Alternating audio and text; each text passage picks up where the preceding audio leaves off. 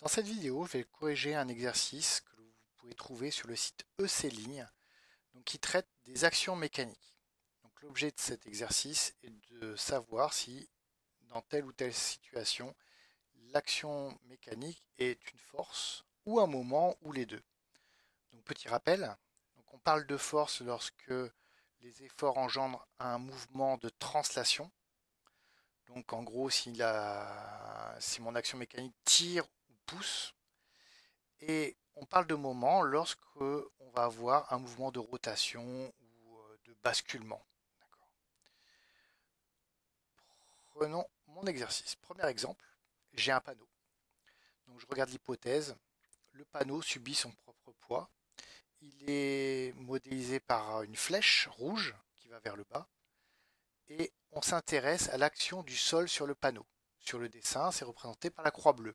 Qu'est-ce qui se passe dans cette croix bleue? Donc on imagine, on a énormément de poids sur mon panneau, mon panneau il va s'enfoncer dans le sol. Donc mouvement de translation. Donc j'en déduis qu'il y a une force pure. Donc je vais entourer la première réponse. Voilà, il me dit qu'il n'y a pas de mouvement. Le panneau ne va pas basculer. Deuxième exemple, donc le panneau subit son propre poids, mais cette fois-ci il subit aussi la force du vent. Donc elle est représentée par une flèche qui va vers la gauche. On s'intéresse à l'action du sol sur le panneau. Donc toujours la croix bleue tout en bas. Donc là, il va toujours s'enfoncer sur le sol, mais il va surtout se plier sur la gauche. Donc là, on va avoir à la fois une force et un moment. D'accord? Donc lorsque je clique sur la bonne réponse, je vois les composantes de ces actions mécaniques au point bleu, la croix bleue.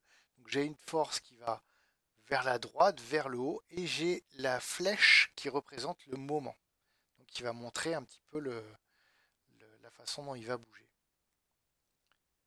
Troisième exemple, une brouette qui est remplie de béton, donc elle subit son propre poids et celle de la charge.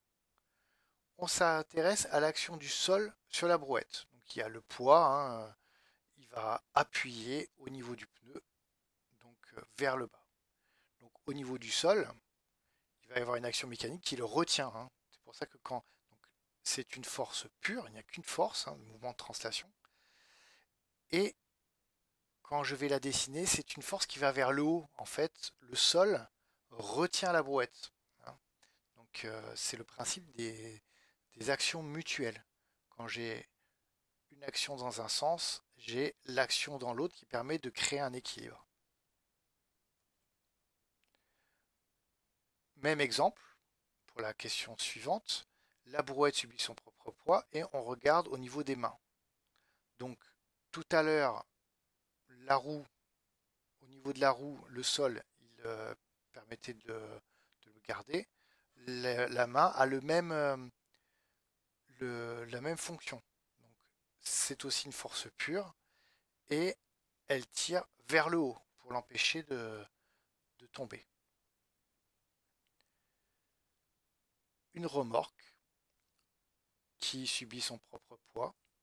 On s'intéresse à l'action du sol sur la roue arrière. D'accord? Donc pour l'empêcher de tomber, j'ai une force pure et elle va vers le haut. C'est le cas le plus fréquent. Je prends l'autre roue, j'ai aussi une force qui va vers le haut. Voilà. Maintenant, j'ai donc une clé que je tiens à deux mains.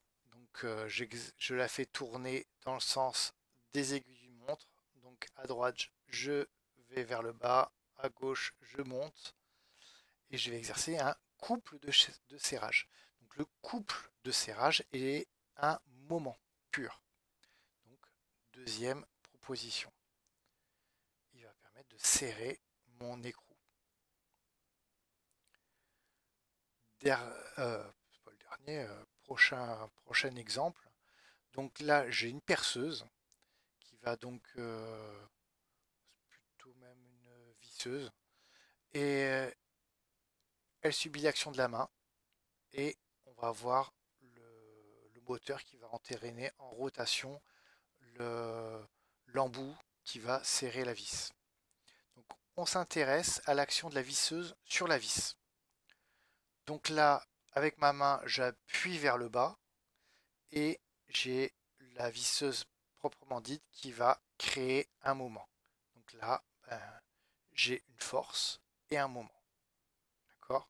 Donc là, ma force qui va vers le bas et le moment qui va faire tourner la vis. C'est le troisième cas. Je m'occupe de ma main, cette fois-ci. Dans ma main, qu'est-ce que j'ai?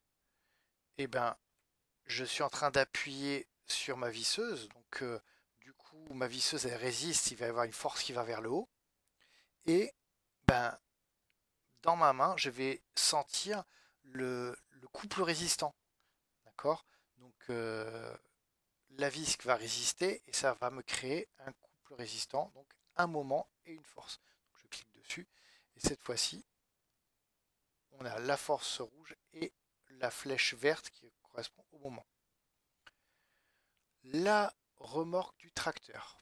Donc j'ai un vérin qui me permet de lever la remorque. Donc c'est une force qui va vers le haut, qui pousse. Donc c'est une force pure. Je valide. Et le dernier cas, au niveau de mon articulation.